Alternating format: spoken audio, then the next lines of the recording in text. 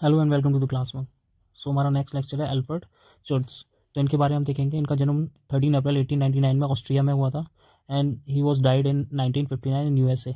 इनके बैकग्राउंड की बात करूँ तो ये ऑस्ट्रियन फिलोसोफर एंड सोशियोलॉजिस्ट थे, जिनका जो कि इन्फ्लुएंस थे एमर्ट हसल से। ये हेवर्ड जो हसल थे वो बेसिकली फिनोमोलॉजिस्ट थे, ठीक है। और लेटर लाइफ में ये अपने ये जो एल्फर्ड जो थे वो मूव करते हैं यूएसए में 1939, और बाकी फिर ये वहाँ के जो रिनोन इंस्टीट्यूशंस हैं वहाँ पे सोशियोलॉजी रिसर्च और वहाँ पे सोशियोलॉजी भी पढ़ाया करते थे। देन इनकी जो फिलोसफीज थी, ठीक है, उन्होंने जो सोशियोलॉजी में आगे पढ़ाई करी या फिलोसफी जो रिसर्च करा वो उन्होंने बेसिकली फिनोमोलॉजी को साथ में इंक्लूड करते हुए करा। मतलब इन्होंने फिनोमोलॉजी प्लस सोशियोलॉजी को दोनों को मर्ज करा और फिर उन्होंने जो है स्टडी करना चालू करा, रिसर्च करना चालू करा on on daily everyday life और उसकी जो उससे जो मीनिंग रिलेटेड होते हैं, ठीक है। ये तो थी इनकी बायोग्राफी। अब इनके कुछ की कॉन्सेप्ट्स हैं जैसे कि फिनोमोलॉजिकल सोशियोलॉजी, लाइव वर्ड जैसे 11th 12th भी कहते हैं, intersubjectivity, typification, stocks of knowledge and social reality as constructed. तो ये इनके कुछ 6 मेजर कॉन्सेप्ट्स हैं जिनके बारे में हम पढ़ेंगे।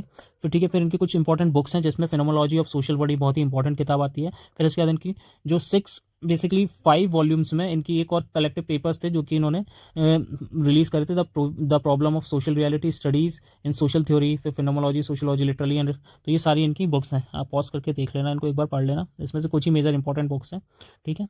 देन मूविंग फॉरदर, अब हम विदाउट एनी डिले हम स्टार्ट करते हैं हमारे इनके जो की कॉन्सेप्ट्स हैं। तो पहला इनका कॉन्सेप्ट है फिनोमोलॉजी सोशियोलॉजी। तो इसमें ये बताते हैं कि जो अल्फ्रेड जो है वो ये बोलते हैं कि कैसे इंडिविजुअल अपने एक्टिव एक्सपीरियंसेस से, इंटरप्रिटेशन से, ठीक है, और जो भी कोई एक्शन कर रहा है उसको कैसे मीनिंग देते हैं एक सोशल वर्ल्ड में। तो बेसिकली ये उस चीज़ पे फोकस करते हैं कि कोई भी इंडिविजुअल अगर कोई काम कर रहा है तो वो किसी ऑब्जेक्टिव बेसिस पे उसको नहीं देखा जा सकता, बट उससे जो सर्टेनली जो उसकी सब्जेक्टिविटी है, जो उससे जो मीनिंग उसके रिलेटेड है वो भी देखे जाएंगे। फॉर एग्जाम्पल से अगर मैं आपको समझाऊं तो जो टीचर है किसी भी एक सोशल इंस्टीट्यूशन में, ठीक है, सोशल इंस्टीट्यूशन यहाँ हो गया जैसे कि फैमिली हो गई, मैरिज हो गया, स्कूल हो गया, रिलीजन हो गया, एजुकेशन हो गया, एक सोशल इंस्टीट्यूशन। इस इंस्टीट्यूशंस में फॉर एग्जांपल अगर हम स्कूल की बात करें तो स्कूल में अगर कोई टीचर पढ़ा रहा है तो सिर्फ टीचर का काम पढ़ाना ही नहीं। वैसे तो देखा जाए तो इसका ऑब्जेक्टिव आइडिया तो सिर्फ यही होता है कि टीचर का काम पढ़ाना होता है, but it is not only related to teaching. Teacher का काम और भी क्या होता है कि वो एक मेंटरिंग या मोटिवेट करे स्टूडेंट को to excel in their life, ठीक है। बट मतलब इसका मतलब ये हो गया कि टीचर का जो बेसिकली मीनिंग है वो not only related to this his objective thing but also related to subjective, जैसे कि वो बच्चों को गाइड भी करेगा, मेंटर भी करेगा, मोटिवेट भी करेगा, ठीक है। तो उसमें बेसिकली जैसे जिस तरीके से वो टीचर स्टूडेंट से इंटरेक्ट करता है तो वहाँ पे सब्जेक्टिविटी आ जाती है। तो वही एल्फर्ड ने बोला कि जो हमारे एक्शंस होते हैं, तो उन्होंने जो जो सोशियोलॉजी को पढ़ा वो ऐसे पढ़ा कि how individual actively experience, interpret and give meaning to their social world. It also focus on the subjective consciousness of people rather than objective factor. मतलब सब्जेक्टिव कॉन्शियसनेस हो, मतलब ऑब्जेक्टिव कॉन्शियसनेस ना होकर सब्जेक्टिव होना है आपको, सिर्फ और सिर्फ ऑब्जेक्टिव और एक्सटर्नल सोशल स्ट्रक्चर पर ना की फोकस करके, ठीक है। उन्होंने बोला कि आगे कि जो भी सोशल एक्शंस हो रहे हैं उनके पीपल ने जो उसके साथ सोशल रियलिटी को जो अटैच कर रखा है उसके साथ उसका क्या इंटरेक्शन हो रहा है, तो उसकी सब्जेक्टिव मीनिंग पे भी आपको ध्यान देना है, ठीक है। सिर्फ जैसे डॉक्टर का रोल सिर्फ जो है ट्रीट करना नहीं है, उनको एक मोरल सपोर्ट भी प्रोवाइड करना है।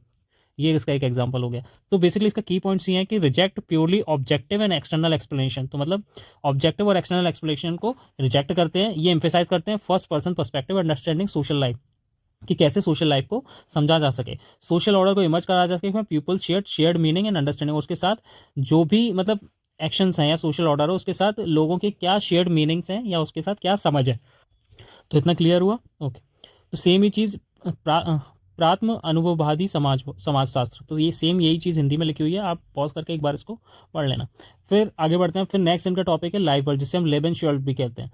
तो अब बेसिकली ये चीज़ क्या है, देखो, लाइव वर्ल्ड क्या है, basically is the background taken for granted of the world where daily life happen. तो इसको आप ऐसे समझो कि आप मॉर्निंग वॉक पे जा रहे हो और आपको कोई मिलता है आपके साथ, ठीक है। तो आप उसको देखते हो, आपसे कोई बुजुर्ग या बड़े मिलते हो तो आप उनको ग्रीट करते हो, मान लो आपने गुड मॉर्निंग कहा या नमस्ते कहा, ठीक है।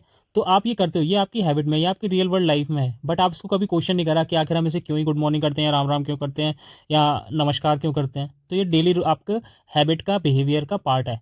सिमिलरली आप जैसे कि मानो फॉर एग्जाम्पल आप किसी रेस्टोरेंट में जा रहे हो, आप गए, आपको पता है वहाँ का कि क्या करना है, आप जाओगे, सीट पे बैठोगे, मेनू को पढ़ोगे, ऑर्डर दोगे और पे करके खा पी के आ जाओगे।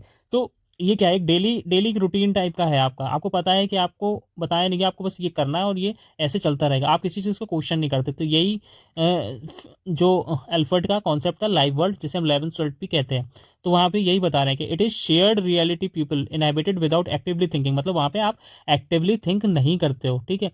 It is a full of routine cultural norms and common sense, ये कॉमन सेंस वाली बात है कि आप किसी से सुबह मॉर्निंग में मिल रहे हो, ठीक है, आप उसे ग्रीट कर रहे हो, आप रेस्टोरेंट में जा रहे हो, प्रॉपर बैठ रहे हो, मेनू को रीड पढ़ रहे हो, ऑर्डर दे रहे हो, खा रहे हो और पे करके वापस आ जा रहे हो। तो ये क्या है, कॉमन सेंस वाली बातें हैं। तो आप उन कॉमन सेंस वाली चीज़ों में क्या करते हो, कभी भी आप क्या करते हो, एक्टिवली थिंक नहीं करते हो, एक्टिवली थिंकिंग अवॉइड करते हो, ठीक है। बेसिकली अवॉइड नहीं, आप सोचते ही नहीं हो, ठीक है। तो this is the live world. अब basically the live world give context and meaning to all actions and interaction.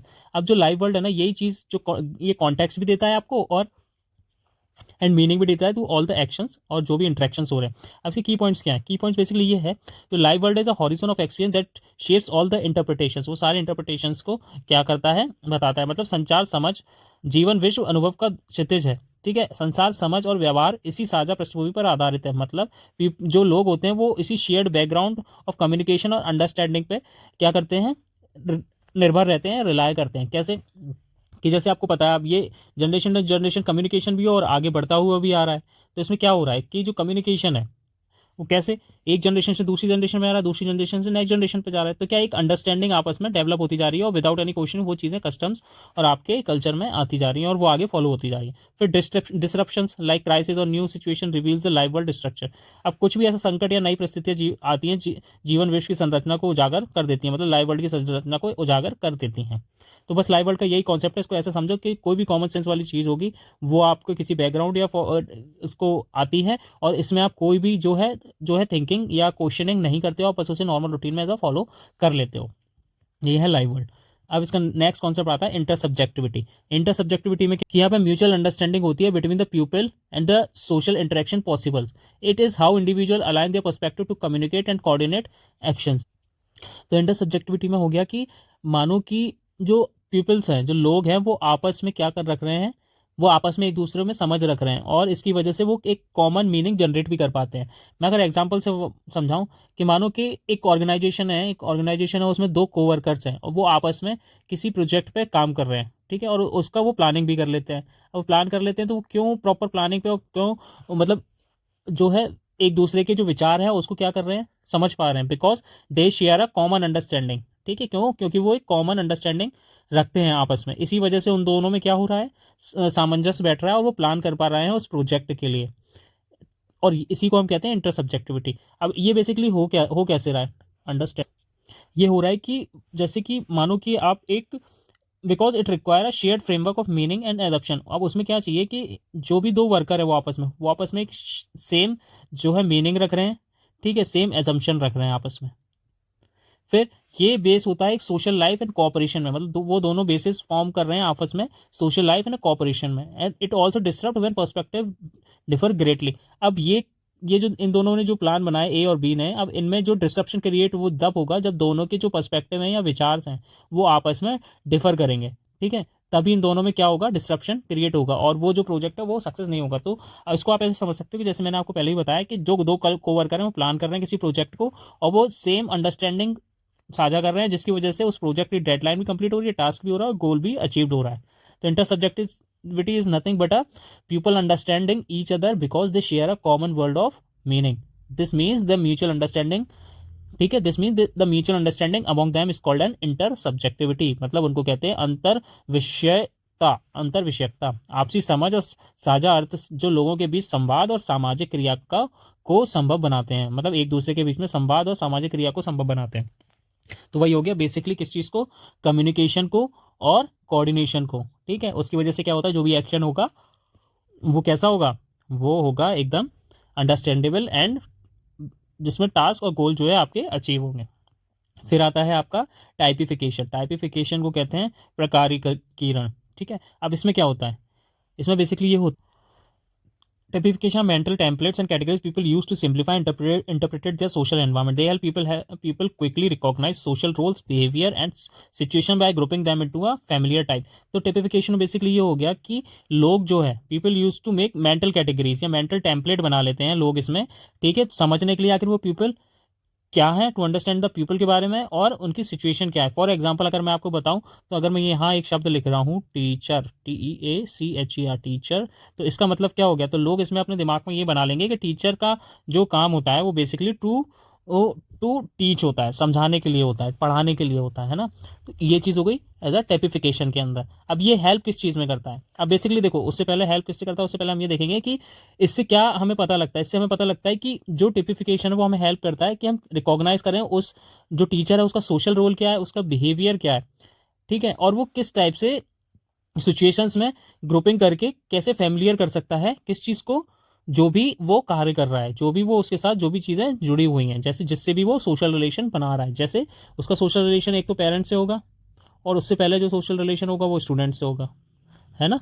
ये चीज़ तो होगी। तो typification is nothing but a mental template और कैटेगरी, जिसमें वो सिंप्लीफाई करता है और इंटरप्रिटेट करता है अपने आसपास के सोशल एनवायरनमेंट को, ठीक है।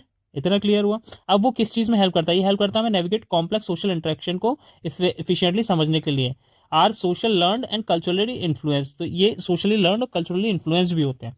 And can sometime lead to stereotype and misunderstanding, तो ये भी चीज़ स्टीरियोटाइप जैसे प्रिजुडाइज हो गए ना, तो पहले से ही जो आप सोचे चल रहे हो कुछ मिसइंटरप्रिटेशन कर लेना इस चीज़ को, क्योंकि आप कैटेगरी आप क्या कर रहे हो, मेंटल टेम्पलेट एक जनरेट कर रहे हो, ठीक है। तो सेम तरीके से, तो एग्जाम्पल की बात करें तो when you meet someone new you might automatically classify them as a student, parent, shopkeeper which guide you to interact.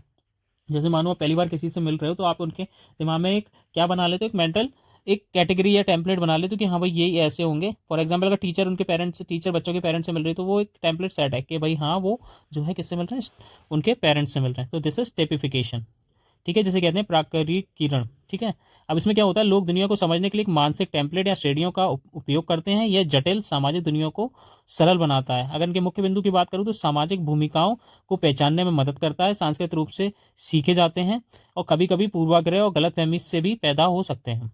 तो इनके हैं उदाहरण, मैंने आपको बता ही दिया। अब इसका एक लास्ट टॉपिक बचता है कि स्टॉक ऑफ नॉलेज। अब स्टॉक ऑफ नॉलेज क्या होता है, देखो, स्टॉक ऑफ नॉलेज में बेसिकली ये चीज़ होती है कि ये एक्युमुलेट करता है रिजर्व पास्ट एक्सपीरियंस, जो हमारे पास्ट एक्सपीरियंस होंगे, कल्चरल नॉलेज होगी और स्किल्स होगी, ठीक है। अब इससे इसकी हेल्प से क्या करता है, जो लोग होते हैं वो इंटरप्रिटेट करते हैं हमारी नई सिचुएशंस को एंड हमारे बिहेवियर को गाइड करते हैं।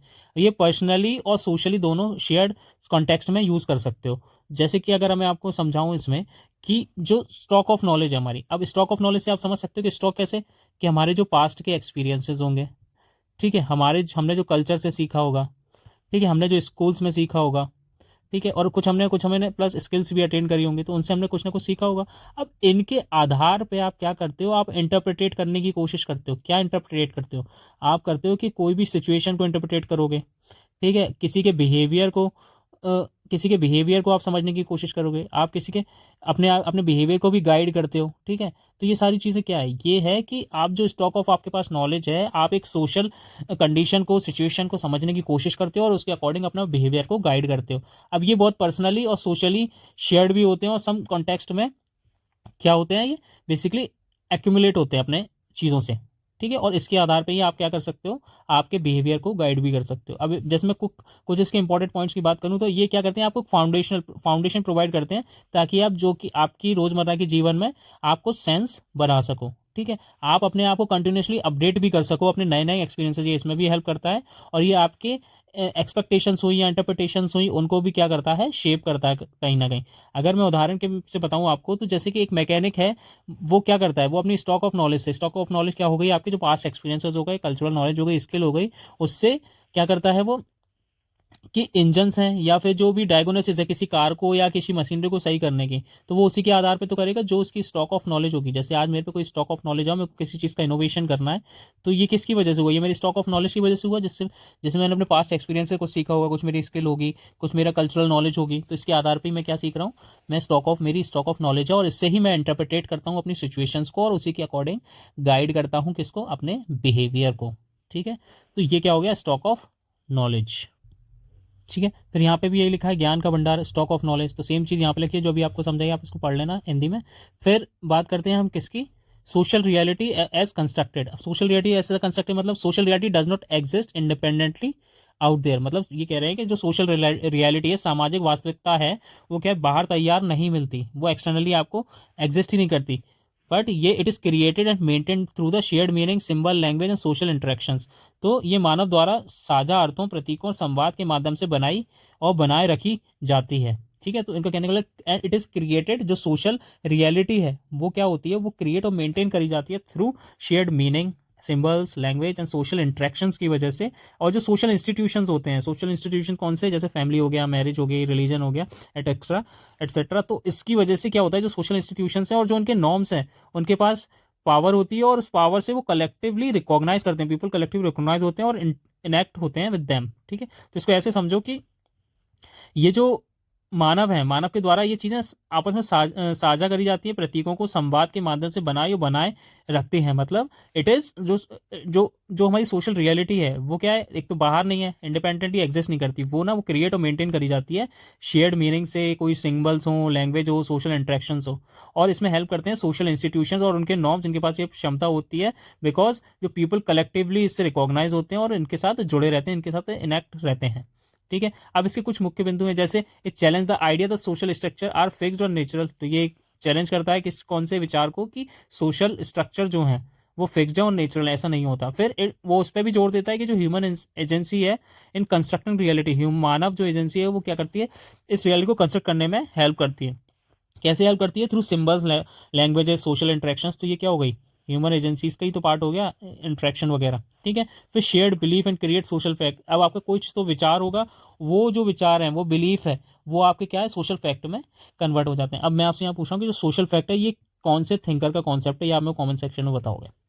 ठीक है, इसका लेक्चर पूरा मैंने अलग से कवर करा है, आप अपने इस प्लेलिस्ट में भी जाके देख सकते हो। अगर मैं अब एग्जांपल की बात करूँ, a flag represent a country because people agree on its meaning and significance. तो जो फ्लैग है उसको वो एक किसी कंट्री को रिप्रेजेंट कर रहा है, मान लो इंडिया का फ्लैग है, वो इंडिया को रिप्रेजेंट कर रहा है। अब ये क्या है, ये एक सोशल रियलिटी है, और सोशल रियलिटी को कैसे आपने क्रिएट करा और मेंटेन भी कर रहे हो कैसे, इसकी एक शेयर्ड मीनिंग है। शेयर्ड मीनिंग कैसे हो गई कि भाई ये हमारे देश का प्रतीक है, इसको एक सिंबलाइज कर दिया कि भाई ये पूरे एक देश का प्रतीक है, और इसको क्या है, एक लैंग्वेज से भी बांध दिया गया। ठीक है, इसके साथ सोशल इंट्रैक्शंस भी हुए कि आप जो गाने वगैरह गाते हो, या एक देशभक्ति के भाव जो आपके अंदर जगता है, तो वो क्या है, एक सोशल इंट्रैक्शन का ही पार्ट है। तो सोशल रियलिटी यहाँ पे मेंटेन और क्रिएट करी गई है। ठीक है, और ये किसके माध्यम से करी गई है, ये मीनिंग, सिंबल्स हो गए, कुछ लैंग्वेजेस हो गई, ये सोशल इंट्रैक्शंस हो गया, और इसमें सोशल इंस्टीट्यूशंस का भी हेल्प होती है। अगर मैं फ्लैग की बात करूँ तो इसमें सोशल जो इंस्टीट्यूशंस वो कैसे हेल्प करेगा, स्कूल्स में आपको बताया जाता है कि ये फ्लैग है, इसको अब अडॉप्ट करा गया था, ये आप इससे आपकी राष्ट्रीय भावनाएं जो जुड़ी हैं, इमोशंस जुड़े हुए हैं। ठीक है, तो ये सारी चीज़ें आपको स्कूल्स में सिखाते हैं। तो सोशल इंस्टीट्यूशन भी एक सर्व्ड रियलिटी को क्या कर रहा है, बनाए रख रहा है और आगे बढ़ा रहा है। ठीक है, तो this is a collective recognise, मतलब सब इसको रिकॉग्नाइज कर रहे हैं। तो ये हो गई सोशल रियलिटी एज कंस्ट्रक्टेड, इतना समझ में। So this is all about for the Alfred Schultz. ये हमारा इसका आखिरी लेक्चर था। इसके बाद फिर हम पढ़ेंगे हमारा next thinker. So have a nice day, bye.